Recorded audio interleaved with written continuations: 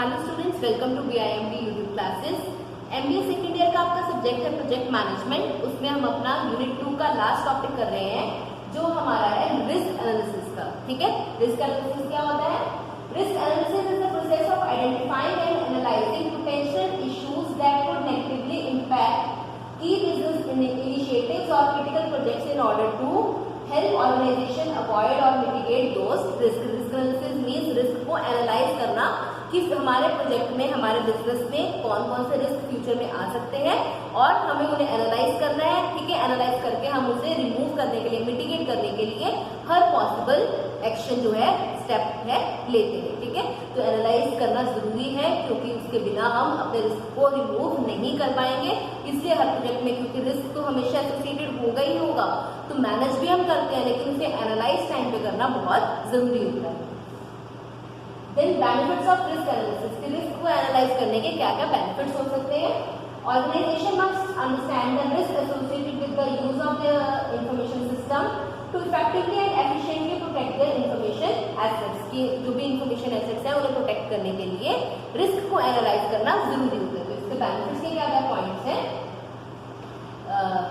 Identify, rate and compare the overall impact of risk to the organization in terms of both financial and organizational impacts। जब हम risk को analyse करते हैं तो risk का क्या हमारे इम्पैक्ट पड़ेगा ऑर्गेनाइजेशन पे और क्या क्या उसका फाइनेंशियल एस्पेक्ट पड़ेगा, दोनों ही हम अच्छी तरीके से एनालाइज कर पाएंगे। ठीक है, फिर identify gaps in security and determine the next step to eliminate the weakness and strengthen security. Risk हमारा, क्योंकि हमने प्रॉपर सिक्योरिटी लगाई है, फिर भी रिस्क है तो उसमें क्या गैप है, उस गैप को आइडेंटिफाई करने के लिए हम रिस्क एनालिसिस करते हैं, ताकि उस गैप को हम रिमूव कर सकें, जो भी उसके अंदर प्रॉब्लम आ रही है, जो भी वीकनेसेस है उसे रिमूव कर सकें और स्ट्रेंथन कर सके सिक्योरिटी को, उसे और मतलब पावरफुल बना सके। Then enhance communication and decision making processes as they relate to information security. जो भी हमारी कम्युनिकेशन और डिसीजन मेकिंग प्रोसेस से इंक्रीज करता है, क्योंकि जितनी ज्यादा कम्युनिकेशन होगी उतना ही कम रिस्क लेवल होता जाएगा, क्योंकि साथ के साथ हमें जो भी हमारे एक्टिविटीज हो रही है उसकी नॉलेज मिलती जाएगी। Then improve security policies and procedures and develop cost-effective methods for implementing these information security policy and procedures। की जो भी हमारी सिक्योरिटी पॉलिसीज हैं, प्रोसीजर्स हमने इम्प्लीमेंट किए हुए हैं, उन्हें इम्प्रूव करता है ताकि जो कॉस्ट हमारी ज्यादा से ज्यादा लग रही है उनको हम कम कर सकें और रिस्क को भी रिड्यूस कर सकें time. Put security controls in place to mitigate the most important risk। जो भी हमारे सिक्योरिटी कंट्रोल्स हैं उन्हें हम मेन पॉइंट्स पे इम्प्लीमेंट करें सिक्योरिटी कंट्रोल्स को, ताकि जो भी रिस्क है वो हम रिमूव कर सकें, रिस्क को एंटर होने से रोक सकें। Then increase employee awareness about security measures and risk by highlighting best practices during the risk analysis process। कि एम्प्लॉयज की अवेयरनेस भी बढ़ती है रिस्क एनालिसिस के थ्रू। जब टाइम टू टाइम हम बार बार कम्युनिकेट करते रहते हैं कि ये रिस्क आ सकता है, आप अपने अकॉर्डिंगली अपने सजेशन दीजिए, व्यू पॉइंट दीजिए, या आपको क्या लगता है, तो उससे क्या होगा कि उनकी अवेयरनेस इंक्रीज होती है कि ये रिस्क आ सकता है, तो हमें वो भी एम्प्लॉयज भी पूरी अपनी मेहनत करते हैं उस रिस्क को रिमूव करने के लिए। Understand the financial impacts of potential security risk. इससे क्या होता है, जो भी हमारे फाइनेंशियल इम्पैक्ट्स पड़ते हैं रिस्क के, वो भी हम इजीली आइडेंटिफाई कर पाते हैं। ठीक है, फिर है steps in risk analysis process की कौन कौन से स्टेप्स को फॉलो करते हैं रिस्क एनालिसिस के टाइम पे। The risk analysis process usually follows through these basic steps. First is conduct risk assessment survey. सबसे पहले हम क्या करेंगे, रिस्क को असेस करने के लिए हम सर्वे करेंगे, जिसमें हम टाइमली, जो सर्वे है वो टाइमली होता रहेगा, जिससे हमें टाइम टू टाइम जो भी हमें रिस्क हमारे सामने अराइज हो रहे हैं या मतलब पहले हुए थे उन सब के बारे में हमें नॉलेज मिलती रहेगी, ताकि हम वो फ्यूचर में वो प्रॉब्लम्स को फेस ना कर सके जो हम पहले कर चुके हैं। इसलिए हम पहले से ही उन पे सर्वेस के थ्रू पहले ही चेक रखते हैं। ठीक है, this first step, getting input from management and department head, is critical to the risk assessment process। The risk assessment survey is a way to begin documenting specific risk or threats within each department। के हर department में कौन से हैं तो easily उन्हें list down कर पाते हैं। जो स्टेप्स है इनकी कॉन्टिन्यूटी आप लर्न कर लीजिए, क्योंकि एग्जाम में क्योंकि MCQs आएंगे तो इनकी कॉन्टिन्यू मतलब प्रोसेस का सीक्वेंस आपसे पूछ सकते हैं, तो इसलिए जितने भी प्रोसेसेस आपने अभी तक किए हैं या आगे भी करेंगे, उनकी एक जो सीक्वेंस है प्रॉपरली अच्छी तरीके से लर्न कर लीजिए कि क्या सीक्वेंस होती है। तो ये हम रिस्क एनालिसिस की कर रहे हैं।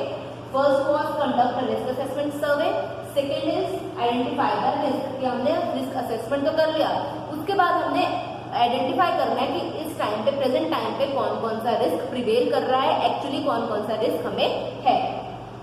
The reason for performing risk assessment is to evaluate an IT system or other aspect of the organization and then ask what are the risks to the software, hardware, data and IT employees, what are the possible adverse events that could occur such as human error, fire, flooding or earthquakes, what is the potential that integrity or the subsystem will be compromised or that won't be available. तो इस तरीके के जो हमें risk पड़े, ये risk हमारे पास आ सकते हैं, तो हमें आइडेंटिफाई करना पड़ता है कि किस तरीके का रिस्क हमारे सामने इस टाइम है। Third step is analyse the risk. हमने आइडेंटिफाई कर लिया, देन उसके बाद नेक्स्ट स्टेप है एनालाइज करना कि वो कितना इम्पैक्टफुल है, कितना ज्यादा उसका इम्पैक्ट पड़ेगा हमारी ऑर्गेनाइजेशन पे, हमारे प्रोजेक्ट पे। Once the risks are identified, the risk analysis process to determine the likelihood that each risk will occur as well as the consequences linked to each risk and how they might affect the objectives of the project। ठीक है, ये हमने यही बात की है कि उसे फिर एनालाइज करना जरूरी है कि क्या उसका इम्पैक्ट पड़ेगा, ऑब्जेक्टिव्स को अचीव करने में कितना वो रिस्कफुल रहेगा। Then develop a risk management plan. Next step हमारा क्या है, जब हमने एनालाइज भी कर दिया तो उसमें हमारा फिर नेक्स्ट स्टेप है हमारा कि उसे रिमूव करने के लिए, उसे मैनेज करने के लिए plan banana. Based on an analysis of which assets are valuable and which threats will be probably affect those assets negatively, the risk analysis should produce control recommendations that can be used to mitigate, transfer, accept or avoid the risk। कि जब हम management करते हैं तो हम हर तरीके से risk को मिटिगेट करने के लिए, उसे ट्रांसफर करने के लिए या फिर उसे एक्सेप्ट करने के लिए, अवॉइड करने के लिए, जो भी हमारे सामने जो मतलब सही हमारे सामने उस टाइम में डिसीजन होगा, हम वो डिसीजन लेते हैं। Then fifth step is implement the risk management plan. जब हमने उसे आइडेंटिफाई करना है कि हमें पहले बनाना है, डेवलप करना है रिस्क मैनेजमेंट प्लान को, देन हमें इम्प्लीमेंट करना है। ठीक है, the ultimate goal of risk management is to implement measures to remove और reduce the risk, starting with the highest priority risk, resolve or at least mitigate each risk so it's no longer a threat। कि हमने फिर start करना है, उसे implement करना है साथ के साथ और रिमूव करते रहना है। पहले सबसे पहले हायर जो रिस्क है उसे रिमूव करना है, देन साथ के साथ दूसरे रिस्क को भी रिमूव करते रहना है, या रिमूव करना है या रिड्यूस करना है, या तो हम उसे कम कर सकते हैं या बिल्कुल अच्छी तरीके से हटा सकते हैं। तो जैसा भी रिस्क है उसके नेचर के अकॉर्डिंगली अगर वो रिमूव हो सकता है तो उसे रिमूव करेंगे, वरना उसका लेवल को हम रिड्यूस कर देंगे जिससे हमें कम से कम नुकसान। और last is monitor the risk. उसके बाद मॉनिटर करते रहना जो भी रिस्क हमारे पास है। The ongoing process of identifying, treating and managing risk should be an important part of an risk analysis process. क्योंकि रिस्क है वो कॉन्टिन्यूटी में रहते हैं, हमेशा हर टाइम पर रिस्क अवेलेबल होता है, तो हमें वो कॉन्टिन्यूस प्रोसेस अपना कंटिन्यू करते रहना है, रिस्क को एनालाइज, आइडेंटिफाई करते रहना है। तो ये हमारे 6 स्टेप्स हैं रिस्क एनालिसिस के। ठीक है, और लास्ट है रिस्क मिटिगेशन स्ट्रेटजीज। यूनिट 2 का लास्ट टॉपिक हमारा है रिस्क मिटिगेशन स्ट्रेटजीज। रिस्क को मिटिगेट करने के लिए, खत्म करने के लिए हम कौन कौन सी स्ट्रेटजीज यूज करते हैं। First one is risk mitigation. Risk mitigation में क्या आएगा, all organisation face risk. These risks may be internal such as inaccurate sales projections or insufficient protection or valuable assets such as inventory. Risk may also be external such as the risk of natural disaster or an economic crisis.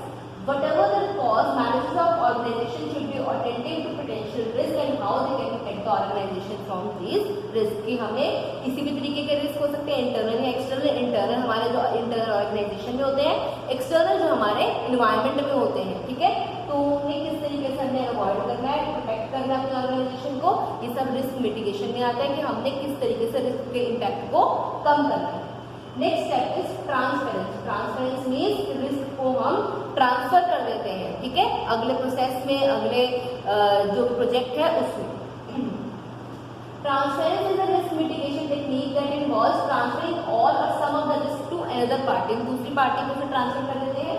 Take a minute and think if you can come up with an example of Did you identify insurance such as automobile insurance or health insurance? Think about what the insurance provides। वो क्या है, risk transfer कर देता है। वो risk अगर आपका insurance आपने करवाया हुआ है तो अगर आपको कुछ होता है, आपने किसी चीज का इंश्योरेंस करवाया है, उसे कोई नुकसान होता है, तो इंश्योरेंस करवाने में क्या होता है, रिस्क ट्रांसफर हो जाता है, जो आपको उसका नुकसान झेलना पड़ना था इंश्योरेंस कराने के कारण वो इंश्योरेंस कंपनी पे ट्रांसफर हो जाता है, ठीक है।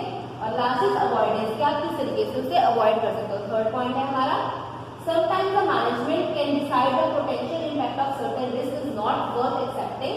If the management does not want to deal with the risk, they can avoid it. However, not that avoiding the risk is not always an option, कि हम हमेशा रिस्क को अवॉइड नहीं कर सकते हैं, लेकिन कुछ ऐसे सर्कमस्टांसेस होते हैं जब हम रिस्क को अवॉइड कर सकते हैं, हमें उसकी तरफ कंसंट्रेट करने की जरूरत नहीं पड़ती।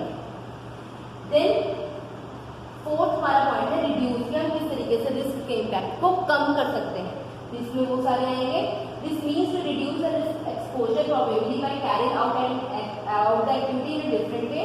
For example the strategy is suitable when the risk does not have significant impact but likely to occur, कि अगर हमें मतलब चांसेस है कि हो सकता है या नहीं हो सकता है, तो उस टाइम पे हम उस चांसेस को कम कर सकते हैं कि ये चीज ऐसा ना हो। और लास्ट इज एक्सेप्ट। एक्सेप्ट में क्या है कि जो भी रिस्क है उसे हम ना कम कर सकते हैं, ना ट्रांसफर कर सकते हैं, ना अवॉइड कर सकते हैं। तो क्या है, हमें लास्ट हमारे पास क्या है, उसे एक्सेप्ट करना, जैसा रिस्क आ रहा है उसे एक्सेप्ट करते हैं।